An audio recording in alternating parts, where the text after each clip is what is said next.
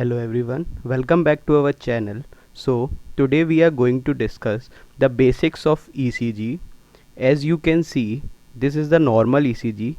The first is P wave, second one is QRS complex, third is T wave, fourth is U wave. P wave shows atrial depolarization, which is atrial systole.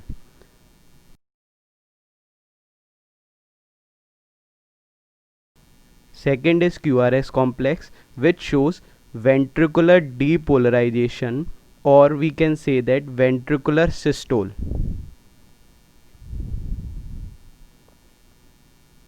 Third is T wave, which shows ventricular repolarization. It is also known as ventricular diastole. And the last one is U wave, which shows Purkinje fiber muscles repolarization.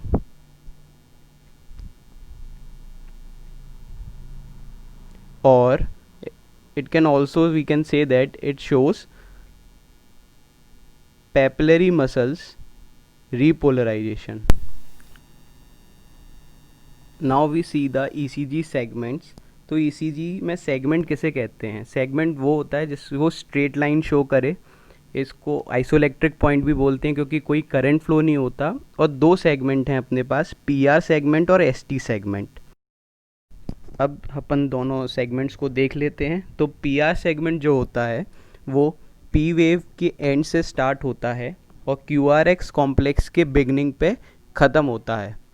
It starts from end of P wave to start of QRX complex. It shows AV nodal delay. It denotes AV nodal delay and it is a physiological delay. Physiological का मतलब कि वो अपने body में naturally delay होता है AV node पे. और इसकी ड्यूरेशन कितनी होती है? तो वो होती है 0.1 सेकेंड. अब हम ST सेगमेंट के बारे में देख लेते हैं. तो ये स्टार्ट होता है QRX कॉम्प्लेक्स के एंड से और ये ख़त्म होता है T वेव की स्टार्ट पे. End of QRX to start of T wave. इसको जॉइनिंग पॉइंट भी कहा जाता है. ये जो ST सेगमेंट है इसको जॉइनिंग पॉइंट भी कहा जाता है. इसको शॉर्ट में J पॉइंट भी बोलते हैं. इसको जॉइनिंग पॉइंट इसलिए बोला जाता है क्योंकि ये वेंट्रिकुलर डीपोलराइजेशन को वेंट्रिकुलर रीपोलराइजेशन से जॉइन करता है.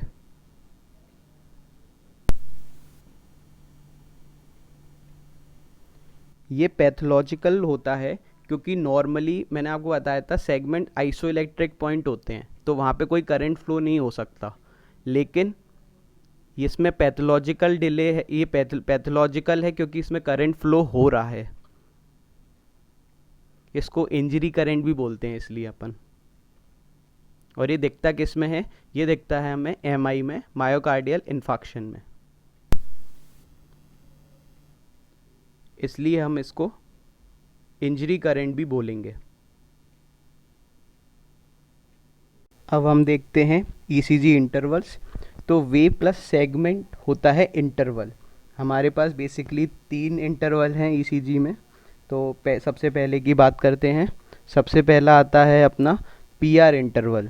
तो ये शुरू होता है P वेव की स्टार्टिंग से और ये QRX कॉम्प्लेक्स की स्टार्टिंग पे ख़त्म हो जाता है. अब इस PR इंटरवल में क्या क्या चीज़ें हैं? क्योंकि इंटरवल किससे बना है? वेव और सेगमेंट से. तो इसमें P वेव है और सेगमेंट है अपना PR सेगमेंट. तो ये शो क्या करेगा?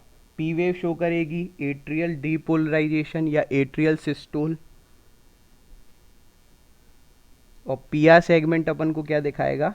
AV nodal delay. अब PR इंटरवल की ड्यूरेशन कितनी होती है? तो जो नॉर्मल ड्यूरेशन होती है PR इंटरवल की वो होती है 0.12 सेकेंड से लेके 0.20 सेकेंड तक. अगर ये ज़्यादा हो रही है, मतलब जो PR इंटरवल की ड्यूरेशन है वो 0.2 सेकेंड से ज़्यादा है, तो इसको कंडक्शन ब्लॉक बोलते हैं. अब हम देखते हैं दूसरा इंटरवल, RR इंटरवल.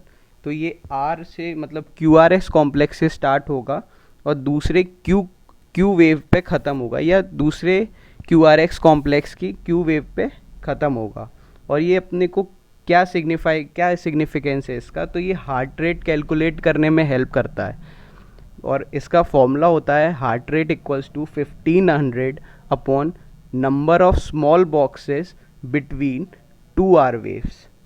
जो अपन ECG का जो पेपर होता है वो बहुत स्मॉल स्मॉल बॉक्सेस होते हैं और उनके बीच की डिस्टेंस जो होती है वो बताती है अपने को हार्ट रेट।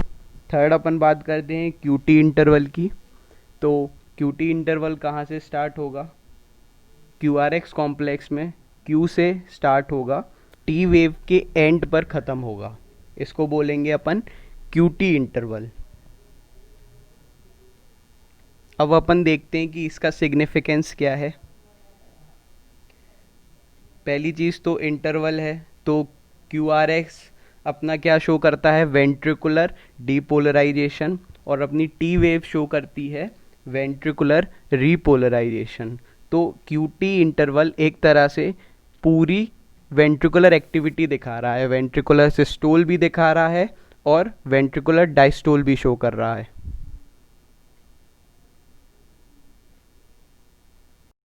QT इंटरवल की जो ड्यूरेशन होती है वो नॉर्मली होती है 0.4 सेकेंड्स, और जो QT इंटरवल होता है वो हार्ट रेट से चेंज ज़्यादा होता है। मतलब अगर person to person heart rate vary कर रहा है तो आपका QT इंटरवल भी वेरी करेगा। इसलिए अब जब वो वैल्यू वेरी कर रही है तो फिर वो उसको कैसे करा जाएगा, तो इसलिए करेक्टेड QT इंटरवल कराया गया जिससे अपन एक रेंज बना सकें या एक वैल्यू बता सकें QT इंटरवल की। तो जो करेक्टेड QT इंटरवल बना उसको एक बेजेट्स फार्मूला के थ्रू बताया गया, और ये बेजेट फार्मूला क्या होता है, QT upon under root RR interval, QT upon under root RR interval, और ये होता है करेक्टेड QT इंटरवल।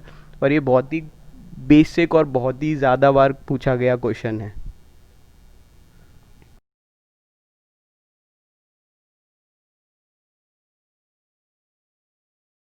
तो दोस्तों, थैंक्स फॉर वॉचिंग।